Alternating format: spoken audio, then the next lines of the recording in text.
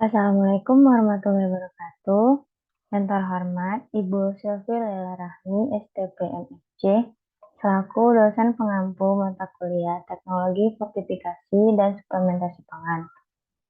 Pada kesempatan kali ini, saya Tasyatul Barakah dengan NIM J1A1 20068 akan mempresentasikan topik fortifikasi pada beras.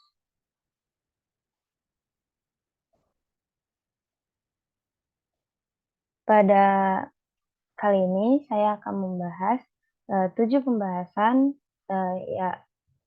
yaitu ada sejarah fortifikasi, pengertian fortifikasi, jenis-jenis fortifikasi pangan, produk fortifikasi pangan, beras, fortifikasi beras, dan kebijakan fortifikasi pangan.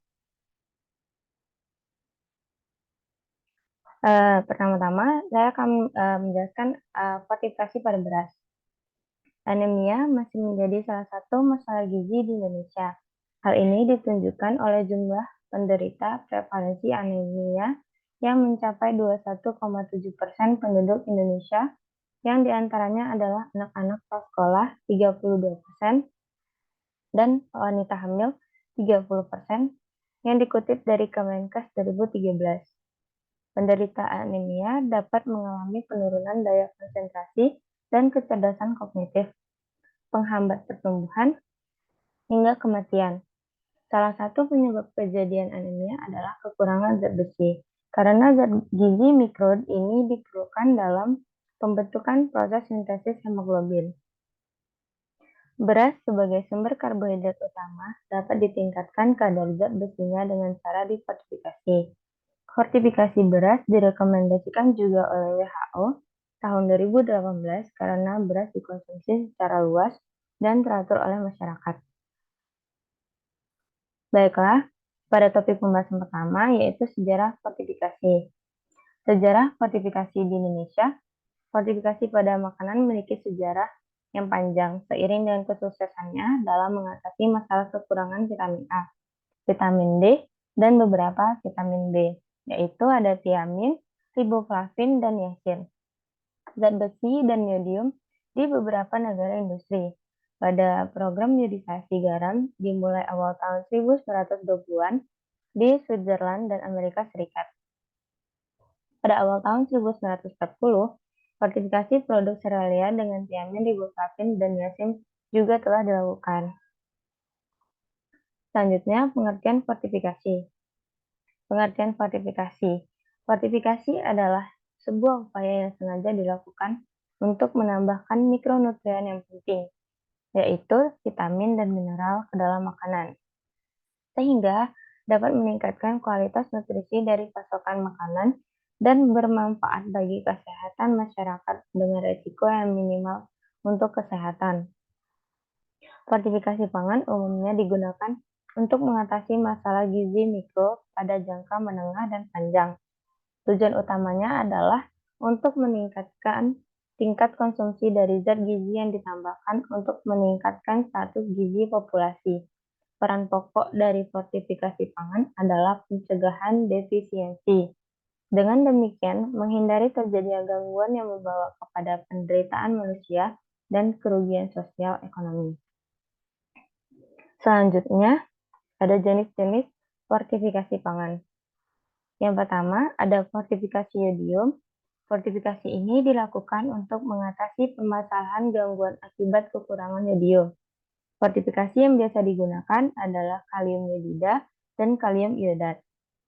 Negara-negara dengan program iodisasi garam yang efektif memperlihatkan pengurangan yang berkesinambungan akan prevalensi GAKI. Selanjutnya ada fortifikasi besi. Fortifikasi pada zat besi merupakan strategi termurah untuk memulai mempertahankan, mencapai, atau mencakup jumlah populasi yang terbesar dan menjamin pendekatan jangka panjang. Keuntungan pokok dalam hal keterterimaannya oleh konsumen dan pemasaran produk-produk yang diperkaya dengan besi ialah fortifikasi zat besi tidak menyebabkan efek samping pada saluran pencernaan.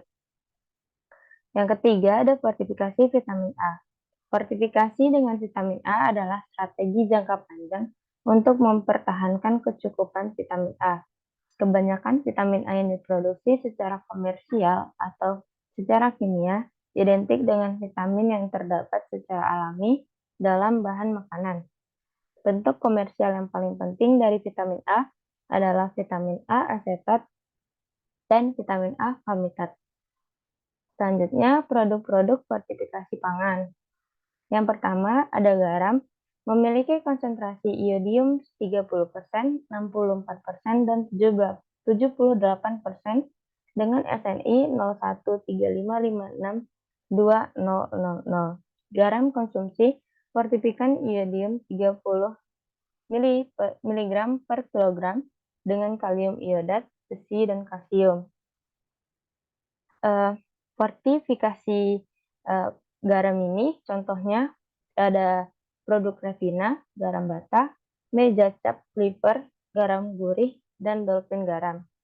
Selanjutnya ada minyak goreng, zat fortifikan, konsentrasi 45 mikro per gram, B-karoten, vitamin A, D, dan E dengan SNI 7709-2012, minyak goreng sawit. Produknya Amanda, Vilma, Sanko, Rose Brand, Sophia, dan Forvita. Yang ketiga ada tepung terigu, fortifikan vitamin dan mineral atau kadar bervariasi. Sifat fortifikannya wajib. Produknya ada segitiga biru, kunci biru, cakra kembar, dan tali emas.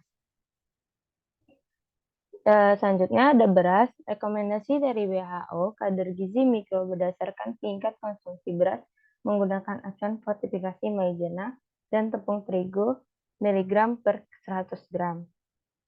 Fortifikannya dengan besi, asam folat, vitamin B12, vitamin A, tiamin, niacin, dan seng.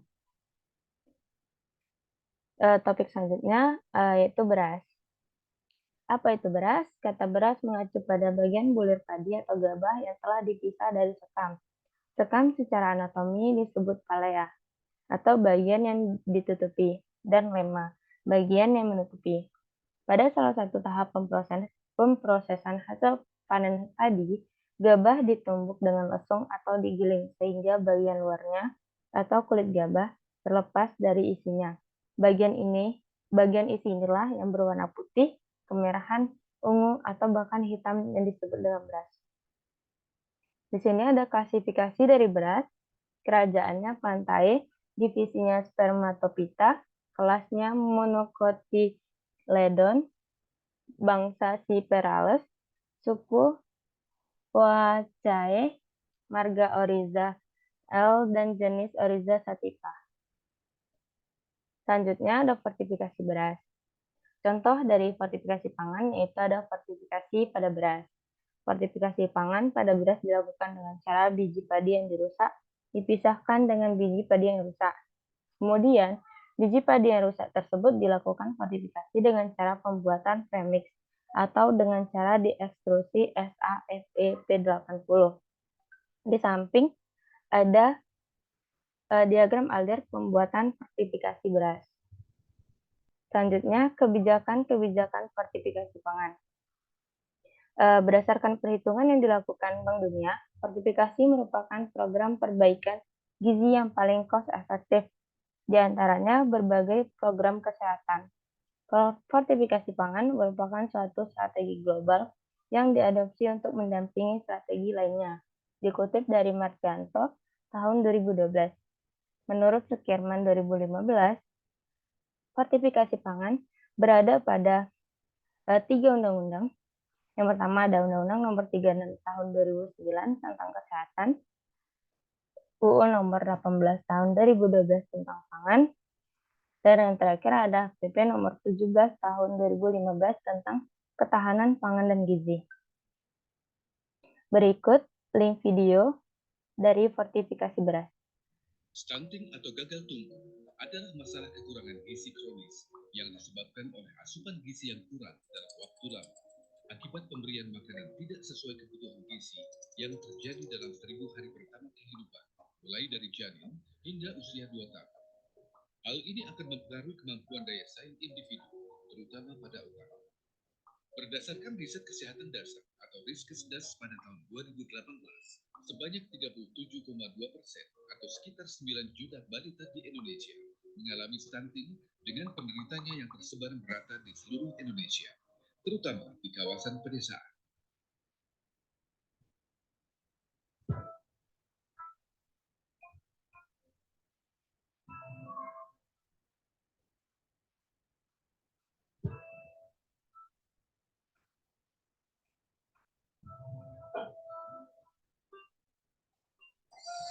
Bulog adalah badan usaha milik negara yang mengemban tugas publik menstabilkan harga pangan di tingkat produsen dan konsumen dan mengelola cadangan pangan serta mendistribusikan beras masyarakat miskin dan prasejahtera.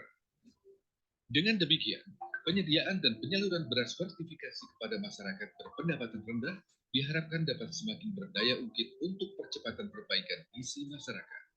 Mengingat beras merupakan makanan pokok masyarakat Indonesia, sehingga vitamin dan mineral yang ditambahkan juga lebih bisa dipastikan termasuk.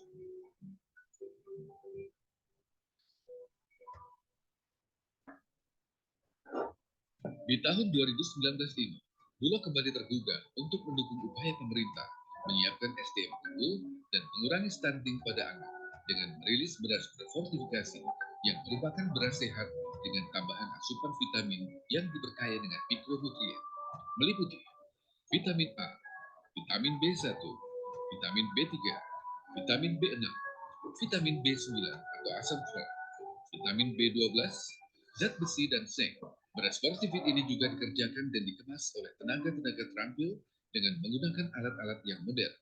Bulog senantiasa terus memberikan kontribusinya kepada masyarakat, bangsa, dan negara untuk menjadi perusahaan pangan yang unggul dan terpercaya dalam terwujudnya kedaulatan pangan.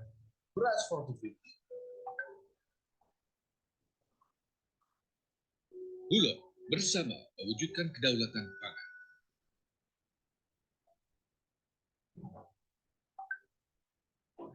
Stunting Dari materi yang telah dipaparkan di atas, dapat diambil kesimpulan bahwa Amerika Serikat merupakan negara pertama yang melakukan fortifikasi, yaitu pada tahun 1920 dengan dikeluarkannya peraturan tentang fortifikasi garam dengan zat iodium. Fortifikasi pangan umumnya digunakan untuk mengatasi masalah gizi mikro pada jangka menengah dan panjang. Tujuan utama adalah untuk meningkatkan tingkat konsumsi dari zat gizi yang ditambahkan untuk meningkatkan status gizi populasi.